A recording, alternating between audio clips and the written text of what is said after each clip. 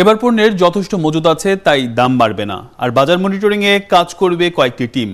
বাণিজ্যমন্ত্রীর এমন ঘোষণার ২৪ ঘন্টা না যেতেই বাজার যেয়ে দেখা গেল আরও বেড়েছে পণ্যের দাম। রোজা শুরু হতে বাকি আরও ১৬ দিন, তবু মাত্র ৩ দিনের ব্যবধানে ছোলা ও ডালের দামই কেজিতে বেড়েছে ১০ থেকে ১৫ টাকা। বিস্তারিত দেখুন ফয়সাল রায়ের প্রতিবেদনে। রোজা শুরুর বাকি আর ২ সপ্তাহের বেশি। এ সময় ছোলা, ডাল, পেঁয়াজ, রসুন সহ সব মশলার চাহিদা বাড়ে।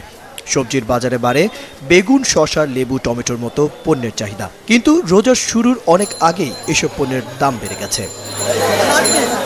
শুক্রবারের বাজারে ছোলা বিক্রি হচ্ছে কেজিতে ৯০ থেকে ৯৫ টাকায়। গেল সপ্তাহে ছিল ৭৮ থেকে ৮০ টাকায়। এদিকে দেশি মসুরের ডাল বিক্রি হচ্ছে ১০ টাকা বেড়ে ১১০ টাকা কেজি দরে। পেঁয়াজ বিক্রি হচ্ছে ২৮ থেকে ৩২ টাকায়।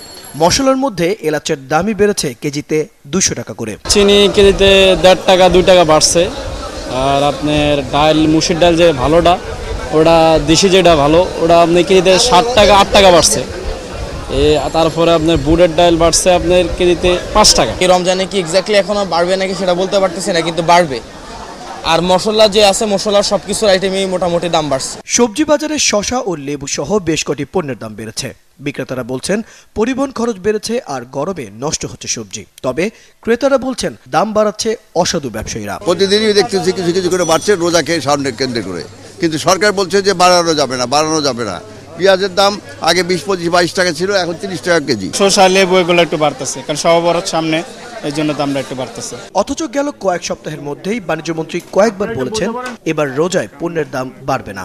আপনাদের নিশ্চিত করছি যে আমাদের তরফ থেকে চেষ্টার ত্রুটি থাকবে না। রমজান মাসে একটা পবিত্র মাস। রোজার আগেই বাজারের এমন বেহাল দশায় ভোক্তা অধিকার আন্দোলনের এই নেতা বলছেন বাজার নিয়ন্ত্রণে সরকারি বেসরকারি পদক্ষেপের সাথে ভোক্তার সচেতনতাও জরুরি। যদি কেউ চেষ্টা করে তাহলে দ্রুত তা নিরসনের ব্যবস্থা নেওয়া এবং যারা অপরাধী তাদের বিরুদ্ধে আইনানুগ দ্রুত ব্যবস্থা নেওয়া। ধরে বেঁধে আপনি কম কিনেন এটা বলা যাবে না, তবে সচেতনতা সৃষ্টির ক্ষেত্রে গণমাধ্যম একটা বড় ভূমিকা রাখতে পারে।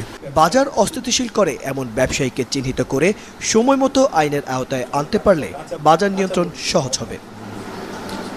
ফয়সাল রয়েল, ৭১, ঢাকা।